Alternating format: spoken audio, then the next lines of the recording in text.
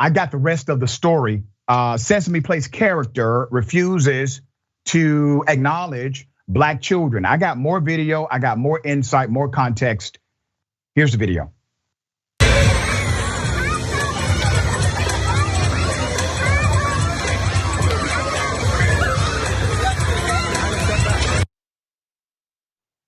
Now that's a damn shame, right? Well, initially the company came out and said, oh, no, this was all about somebody in the crowd saying something they were responding to. BS. It also happened to other parents. Here it is.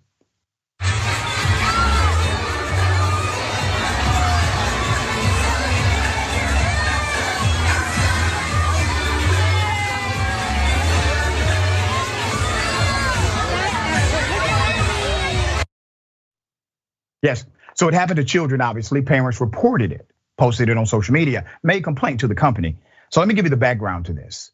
The Sesame Place theme park, just outside of Philadelphia, is getting some serious heat after a Black mother shared a video of her daughter's rejection by a park employee dressed as Rosita, a character from the long-running kids show Sesame Street. The girl's mother posted on the Shade, her Instagram account, on July 17th. In the now viral video, you can see the character high-fiving a white person just before shaking her head no to the young Black girl standing directly in front of her. The whole situation left the young girls confused, justifiably, and obviously disappointed. In the caption of the video, the mom wrote, and I quote, "I'm going to keep posting this because this had me hot. We were on our way out of Sesame Place and the kids wanted to stop to see these characters. This disgusting person blatantly told our kids no, then proceeded to hug the little white girl next to us." I believe the mother. I believe that's exactly what happened. When she tried to take her concerns about the situation to a manager, which is the right action, the mother was told they could not identify the person inside the costume. Do you hear that? They literally said, you see that costume they're wearing? That makes it impossible for us to identify. I just don't understand why, amongst all the chaotic stuff going on in the world, is one of the most happiest places, or supposed to be happy place, it's kind of like, what, third happy place, did this to children, to little Black children in particular. And then Sesame Street Workshop want to come out with a statement that's so loaded with bullshit, it ain't even funny. Like, the solution to me would be to fire any and everyone that wears actual Muppet costumes that was a part of the parade and whatnot. I know someone would be like, well, that's not gonna solve anything because then you're probably letting go people who didn't do anything. Okay, but what's a simpler solution? There's a possibility if you just fire the one, supposedly the one wearing the Rosita costume, what if that person wasn't just wearing just that costume, because there was more than one character in those videos that was bypassing Black children, and we don't know if it's the same person in different costumes or what. Better safe than sorry to fire everybody and then rehire a whole new crew. A whole new crew. Sesame Street, going way back to what, early 60s, late 60s, one of them, I won't say late 60s, was created by Black people and non-racist white people who wanted to reach out educationally to minority groups, particularly little Black children. Why? Because the little white children, they had it made. They did. They had everything they needed laid out before them on a silver platter, born with silver spoons in their mouths. But our Black kids didn't. And they were secluded from anything that the little white kids were. So when it came to educational television, they didn't have it. And that's where the black people and the non-racist white people that wanted to help came in. I'd already made a post about this on TikTok, about my experience doing something like what the characters, what the people dressed up as the Sesame Street characters did at the parade.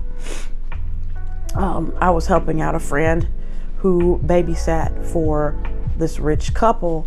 Her boss was stay-at-home mom, I think. No, she did something. I can't remember what she did. But the husband was a surgeon doctor. So they were rich, and they were going to hold a fundraiser, and they needed some people to dress up as characters to entertain the kids. And my friend reached out to me and was like, hey, will you do this with me? They'll pay you $100. I said, yeah, sure. I love kids and this should be fun, you know? And I'm thinking I'm gonna have to dress up as like SpongeBob or something. Nope. This was summertime, it was hot, and I had to dress up as Winnie the Pooh and Barney. Yeah, I left that part out of my TikTok video, but I dressed up as both of those characters. So I started off as Winnie the Pooh first, and yes, it was hot. But when I went out there were little white kids, little black kids, and I greeted all of them, and I was excited, and it was fun, and they were so cute, especially this one little 2-year-old girl who was so timid and shy to come up and give me hugs. We couldn't talk or anything because the lady told us, you know, don't talk, just do a lot of motions and stuff. So, you know, we did all that. My other two friends were Mickey and Minnie Mouse, and you know, it's like the great value kind, so it just didn't look all that good. But you know, for that occasion, it worked. But the little black girl, she was so cute, and she was just kind of edging up to hug me, and I'm like, oh, it's okay. I get to let her love. I'm like, come on, I'll hug you. And she kept coming back to me. It was so cute. But I didn't wave any of these children away from me, and I would never. Hell, I had so much fun doing that I was like, sign me up for Disney World. I would love to do this in Disney World. The fact that these assholes, and yes, they are assholes, blatantly. I saw Rosita literally shake her head when come up to those two little black girls wanting high fives. I would have dragged that thing's ass back by the hair of its freaking and be like, yo, you're gonna high five these two girls. I've been watching you. You've been being really weird with these kids. You're gonna do that, then you're gonna high five mine, and I'm gonna be watching your ass all the way down this. I'm gonna be watching. See it again, I'm gonna kick your ass in front of these kids. Which, of course, I would hate to do in front of little kids because violence isn't the answer in front of children.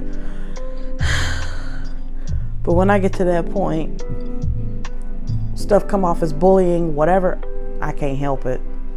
So I would have probably laid hands on that person.